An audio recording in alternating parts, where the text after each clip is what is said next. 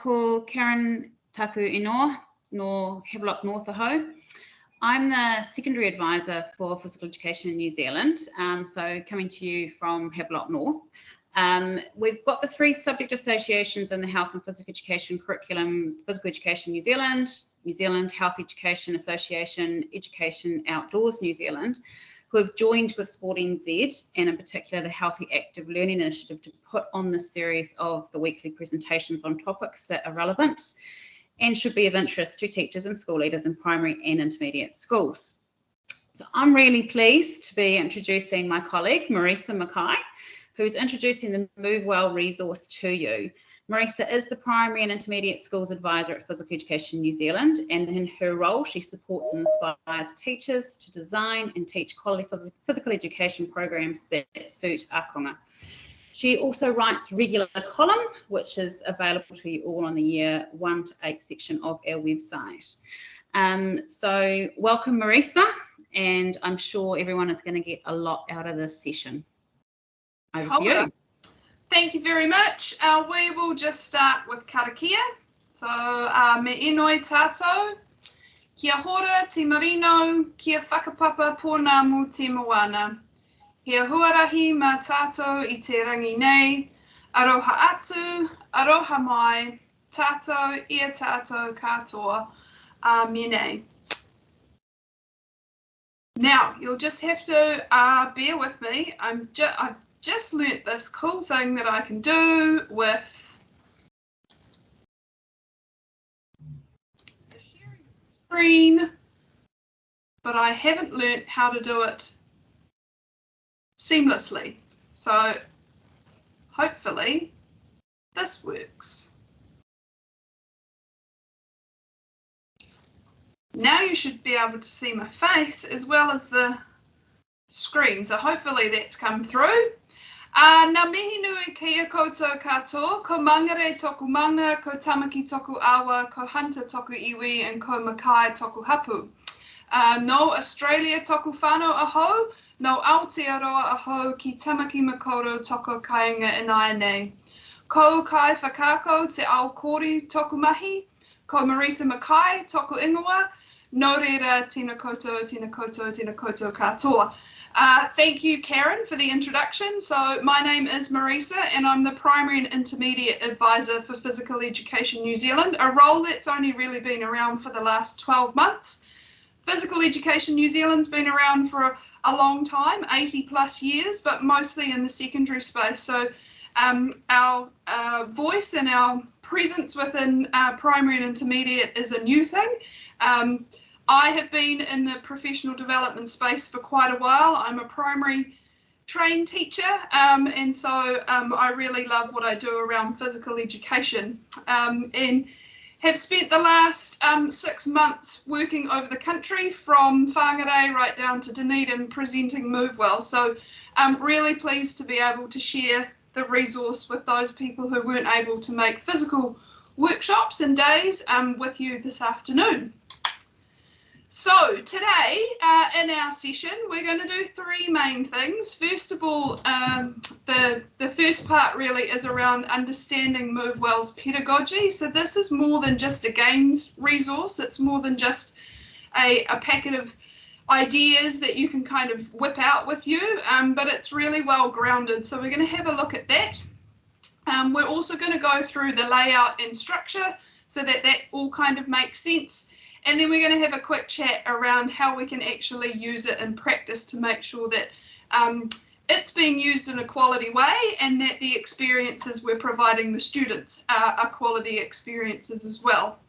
So thank you all for your ideas that have come through around your go-to games in the chat box. So the next question for the chat box today is, when you think about those games that you like to play, that are your go-tos, what are all the skills that can be developed through those games?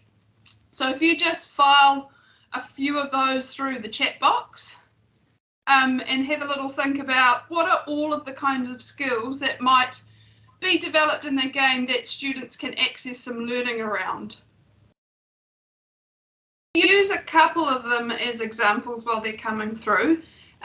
So Ripper Rugby was one that was popped out there nice and early. So in terms of some of the classic skills that come through there, we know that there's obviously throwing and catching in terms of throwing a rugby ball. There's being able to avoid and also being able to target people. So lots of really practical skills and physical skills.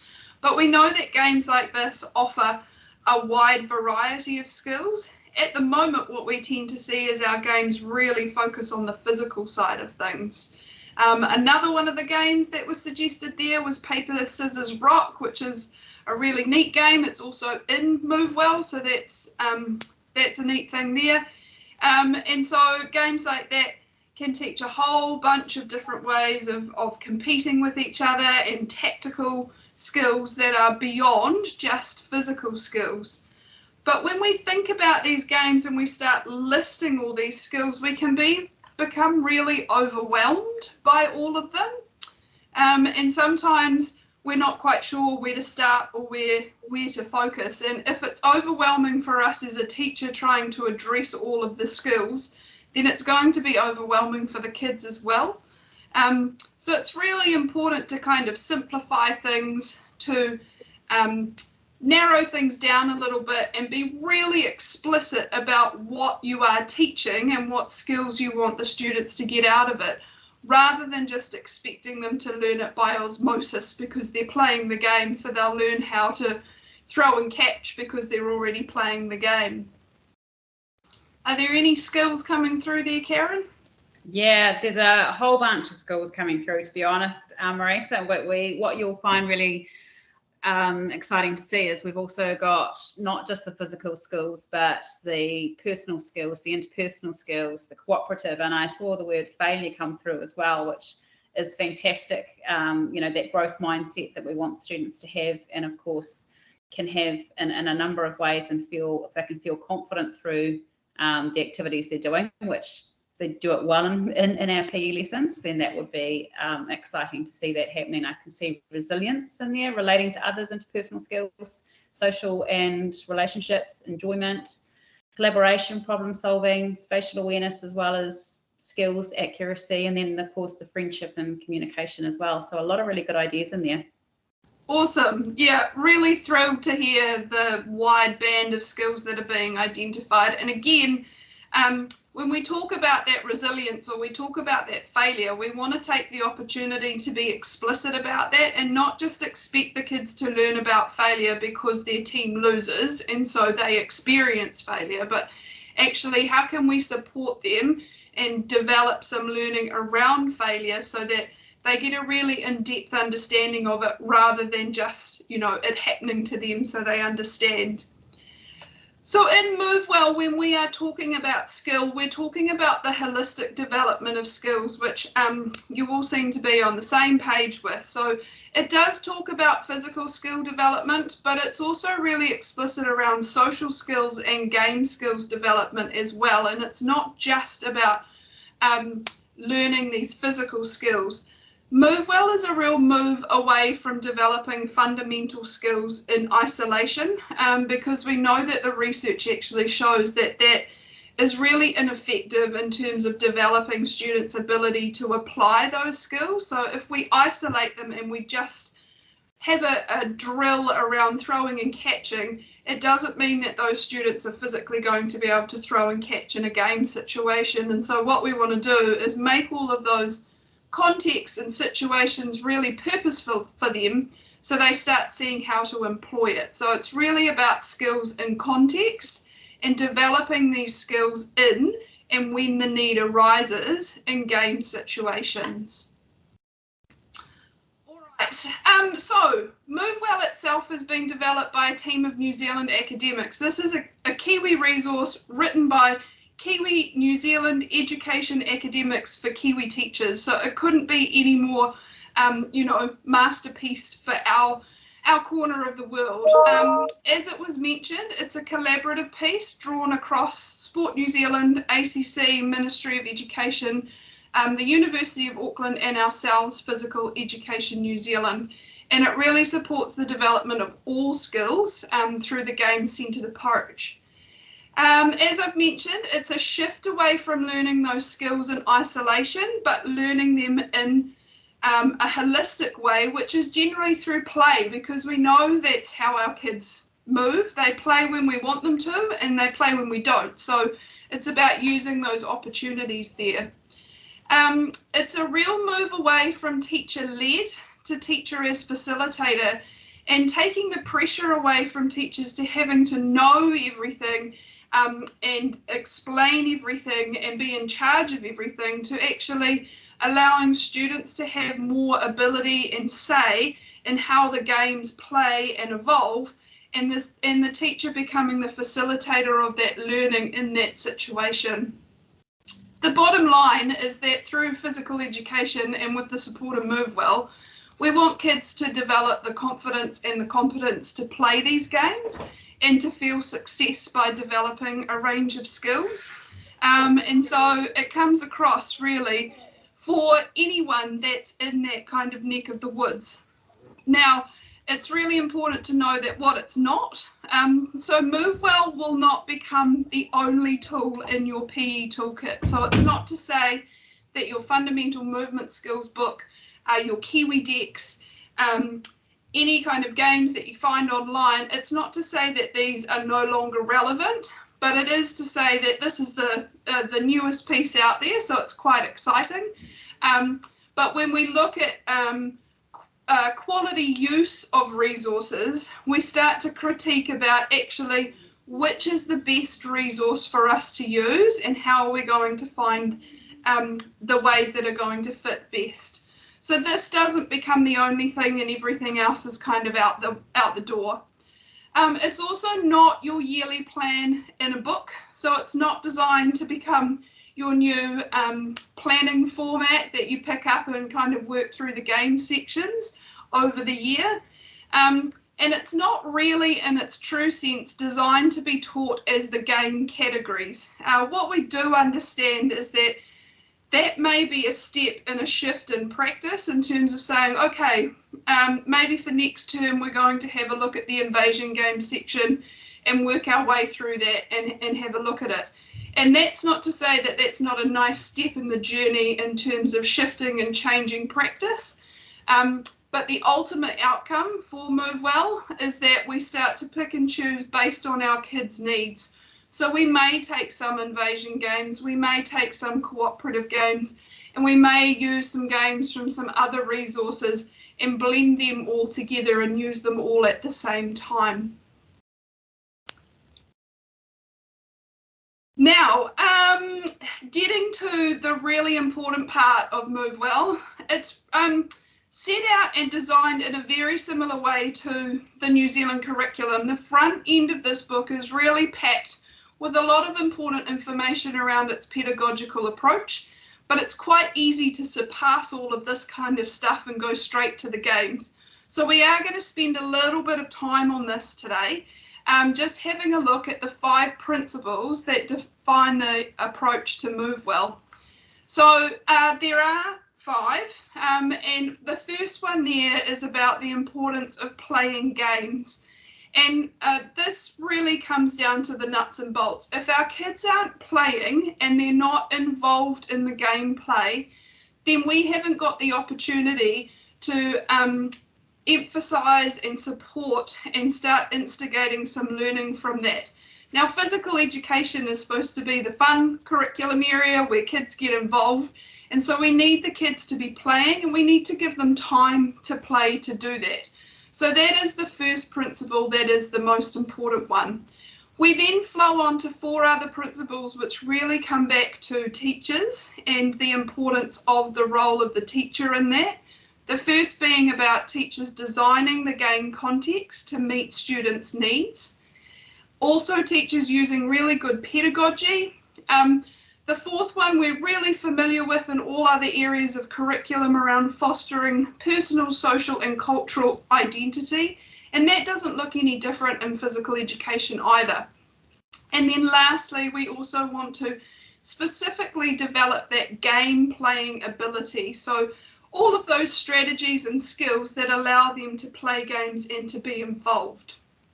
Now, rather than listen to me over the next 10 minutes talk about these, we're going to go into some breakout rooms, 5 breakout rooms, and hopefully when you get into a room, it will tell you what number room you're in. That's what my fingers are crossed for.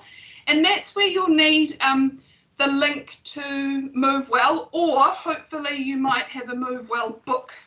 And so in MoveWell from page 6 onwards, it's got a little breakdown of each of the principles. So what I'd like you to do is, if you're in room 1, if you can have a look at principle 1, if you're in room 2, to have a look at principle 2, and so on and so forth. And just in the room that you're in, have a little read about it, have a little discussion, and be prepared to share a quick summary back to the rest of us about what the key points of that principle are. Okay, so basically the main idea is that they've just got there as a subheading that playing games is basically the idea that play is central to all learning.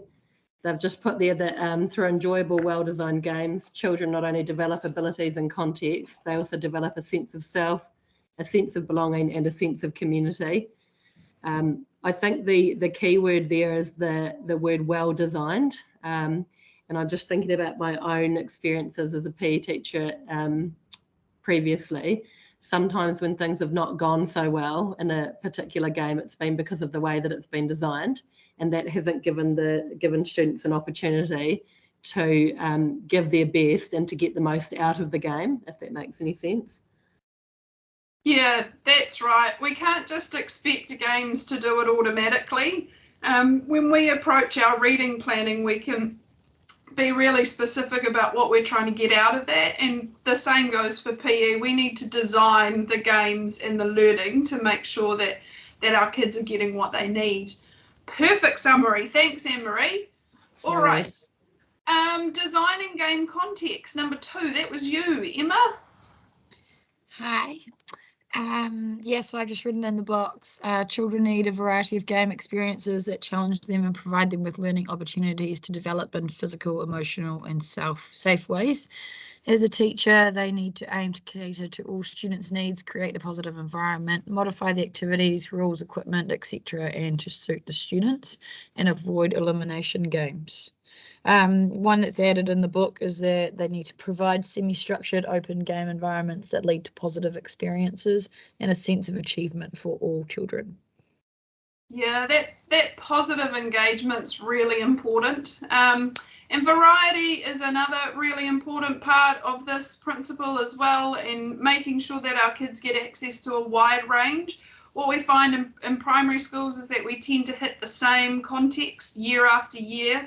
And so while over 1 year, there's a variety of context, but what we want to do is broaden that and make sure that kids have access to a lot of opportunities. Thank you, Emma. Using good pedagogy. Rebecca.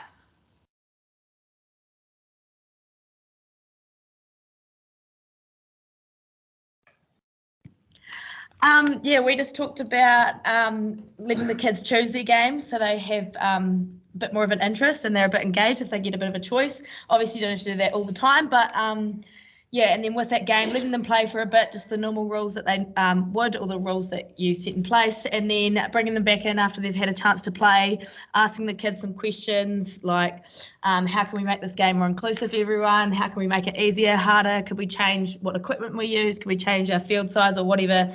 And just getting the kids to think how we can make the game better for everyone involved. Yeah, you've hit the nail on the head there, Emma. Rebecca, apologies. So using good pedagogy doesn't actually look any different in physical education to what it looks like in the rest of the classroom. And so it's just employing those strategies when we are playing games. Those things like asking really good questions and making sure that we have small groups so that our kids can be involved and participating a lot rather than having just one game going on. Making sure it's well planned, making sure that we have the equipment we need, all those kinds of Really good pieces of pedagogy that we do in lots of areas of the classroom and making sure that happens in PE as well. MoveWell is really closely linked to the inquiry cycle, and so we're going to touch on that as well. And they do have this neat little phrase that they use in MoveWell around leave me, watch me, help me. So leave the kids to play, watch what's happening, and then work out where you as a teacher belong in that and what you can do to support and facilitate some learning. Okay, number 4, Ashley. Hi everyone. So the number 4 was kind of about how the games sort of affirm and validate who students are through their participation in sport. And it just talked about how the activities are inclusive, they're both challenging, but allow for kids to feel successful as well. They're cooperative, they allow kids to have input in the process. They allow for reflection and time out and praise and feedback.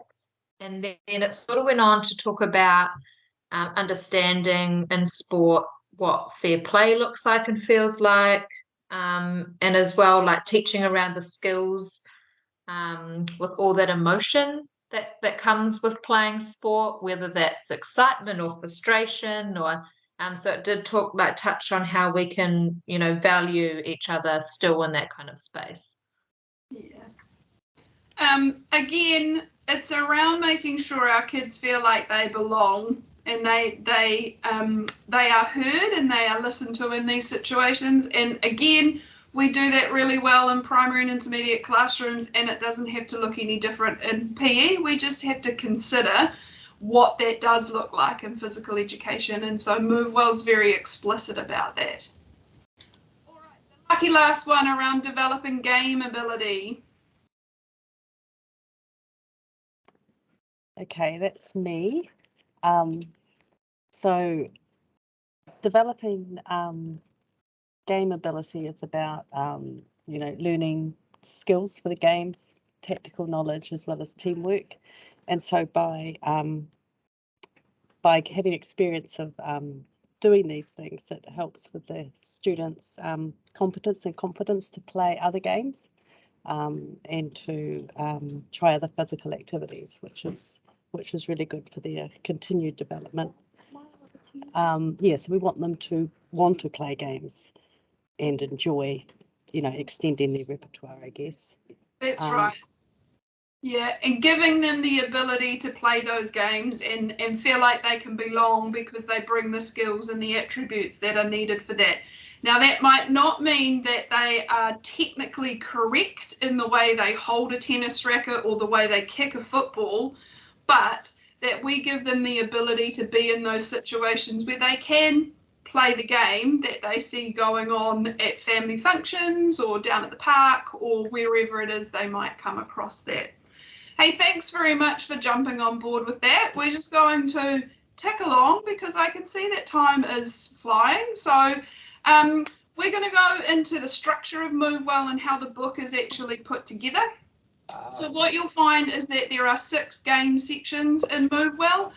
Again, these are not the only game sections that are out there in the world. These are just 6 that we were highlighted for this version of MoveWell. If there is to ever be another MoveWell, then there would be some other game sections. So don't think these are the only ones that need to be taught, but these are 6 that are identified in MoveWell.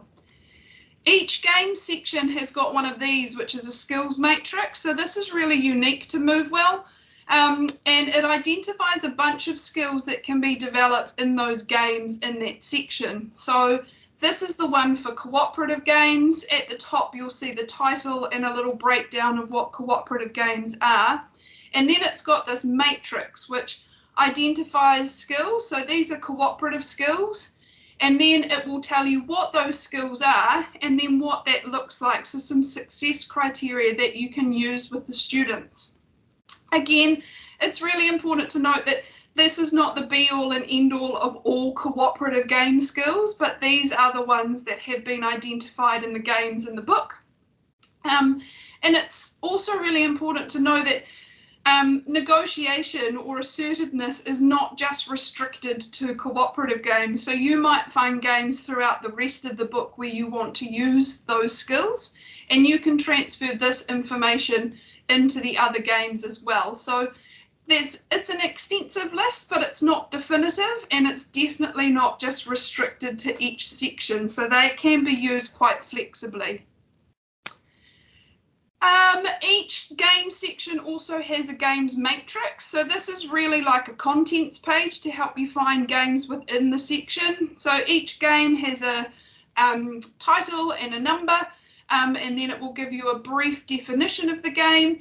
And then what it does, again, unique to MoveWell, is that it actually highlights the identified skill developed through that game. So if we look at noughts and crosses, in MoveWell, it identifies the ability for accuracy and blocking. Once again, this is not the only game for accuracy and blocking, so you might choose to use the information about accuracy and blocking in other games, or you might try to use noughts and crosses to develop some other skills as well. But what it does tell you here is that that's what the game has been identified to develop in its first instance. But then again, you can use your professional judgment to mix and match those skills in games as you see fit. Then we get to the games pages, and in fact there are 2 games pages for each game, and so there's quite a lot of detail in there. The first page is really the what around the game, and it does focus on teaching and learning, not just how to play. So again, it's got the title and the number of the game. It will give you a definition of the game. Then up in the corner there, it's got a learning focus, which will identify the game's skills that are enhanced through that game. It's got a setup and play section, which gives you, recommended group sizes and area sizes and things like that. And then it's got images of equipment as well.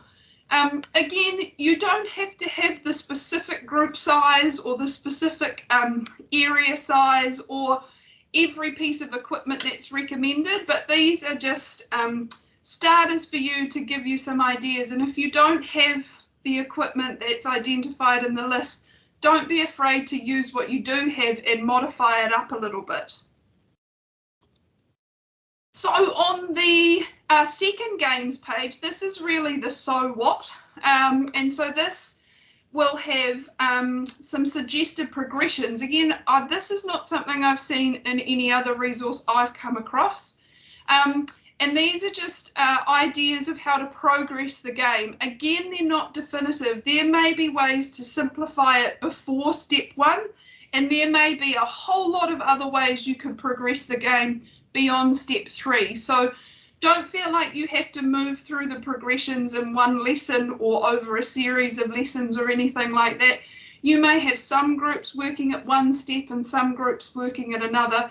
But really, these are just kind of starters for ideas around how you could develop the game in a number of ways.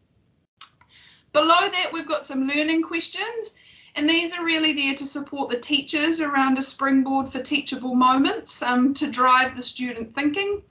We've also got this other unique aspect called the concept clinic, and this is really a little nugget of teacher professional development. So it's got the content knowledge in there that underpins the game skill. And so for this particular game, it's about risk. And so it gives teachers some background information around what you would need to support the learning with to do with risk. And so it's just kind of a nice little place to go to get that PD if you're unsure around what to do with the skill development there. And then lastly, it's also got a reflection section, basically a teacher reflection on student learning and where the learners are at and where you'd want to go to next. So in terms of picking up the book and wondering where to start, most people like to start with the games, which seems logical. But what MoveWell has done has modified and just altered, with permission, the inquiry focus. And we know that the inquiry-based approach is really effective for student learning. And so if we use this approach built in with MoveWell, then we know that we're going to be meeting kids' needs. So for this, we start by scanning and scanning for all of the student needs around what are their needs within physical education, but also beyond that socially, just like you nominated with some of those skills that you identified in games and things like that. So looking at a broader base of what their needs are, focusing in on what's something that we're really going to hone in, because we can't do everything, obviously. Developing our hunch and using our progressions. Where's the best place to start? What are the needs here? Which coaching clinics are going to support me with that? Focusing on the learning, so getting involved, getting the kids to play, asking those questions, using the matrices to help you, taking some action, working backwards and forwards between where the learning's at and where it might need to go to. And then really importantly, coming back at the end and checking, how do my kids go with that? Have they learned and developed some understanding around risk, or do I still need to build on that and use some different contexts around it? Or actually, no, they've really got a good understanding of risk, but I identified this new need that has come out of it. So really quickly, just as a bit of a check, if we've got some student needs, I want to have a chat around what the best context would be to support those needs. So if we're looking at level 1 and we've got kids who are learning to cooperate and share, if you can just unmute and let us know, out of those contexts that are on the side there, what are going to be the best contexts to support their learning in terms of cooperating and sharing? Don't be shy. Playground games, cooperative games. Yeah, so we really want to think carefully about it. So that's perfect. Things like cross-country and athletics that are more linked towards competitive nature are not really going to be the best context for that learning. So let's try another one. We'll go way up to level 4 this time. So these needs for the students are around connecting to their inquiry on cultural traditions. So which context would be the best if the needs were based on that? 1, 3, and 6. 1, 3, and 6, yes. So games from different cultures to Aokori, and the playground games based on what traditions happen and looking at that over a period of time. Excellent, you guys are onto it. Here's one without the answers. Level 3, if they are dealing with the effects of competitive activities, what kind of context might we offer our kids if they're learning around that?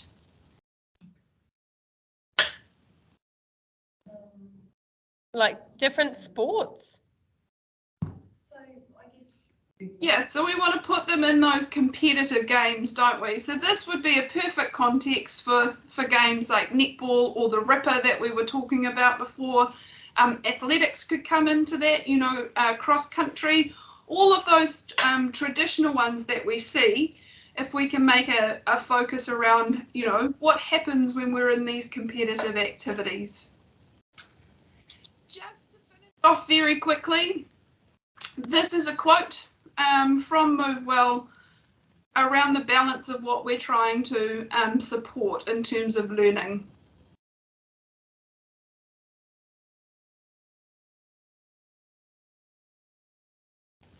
Our role as physical educators is not to coach sports players. Our role as physical educators is to educate our students according to the curriculum. And for physical education, it's around supporting and developing their self-worth and positive experiences and around knowledge of their well-being and others. And so we want to be providing opportunities for learning that beyond just creating technically accurate sports players, because that's not really our role as educators. Now we are really tight on time, but I do want to just give people an opportunity to ask any questions. Whether there's an online version or only the book, and of course there is the online version. Do you want to talk about that a little bit more, Marisa? Yeah. So the MoveWell was designed and sent out to schools as a school resource, so nobody got enough books per teacher per school, so that was never their intention. But it is available online through our website. And if you go through into the resources section, and then it's under the primary section there, and you will find the MoveWell one. The link was in the email for this webinar, so you should be able to link through there. There's also a link in the chat box today. But if you still have trouble finding it, just feel free to send me an email, and I'm happy to put you in the right direction. But I will just move past there. So this is our website where you can find MoveWell amongst a whole lot of other things. But that's brought us to the end of the session. It was called MoveWell in a nutshell, so it's pretty tight for time, but hopefully that's given you a bit of an idea beyond the abundance of knowledge that's in this resource, aside from just some new cool game ideas, which makes it really valuable. Yeah, so I think, amazing presentation, Maurice, and being able to do it in a nutshell like that. I've been able to see a full workshop, and Maurice has done a fantastic job of sort of summarising, I think, the really key points for all of you today. So physical education, was involved in the development of the resource, and very grateful to ACC and Sport NZ who've supported that resource, and for the fact, as Maurice has said, it's in schools, but not one for everybody. If you can locate a book and get one, that would be fantastic. But that fact that it is online, it's an amazing resource. Being a secondary teacher for a long time, I haven't seen this sort of resource ever really come out. So amazing that it goes back to that inquiry as well. So definitely utilise it. We would like to thank everyone for coming along. It's been nice. I know it's been a small group, but that opportunity to have you share has been fantastic. So thanks for your contributions too. The Growing Connections and Confidence webinars do continue on. So they are every Wednesday. I'll just quickly finish with karakia, but again, thank you for being with us today and for your contributions. Me inoi tātou. Kia tau, taurangi Māria, kia runga i ngā iwi o te ao. Āmene. These are my details here. If you would like to get in touch or you want to know a little bit more, very happy to have a chat with you about anything to do with MoveWell or anything physical education. So get in touch if you feel you need to, and thanks for spending your afternoon with us.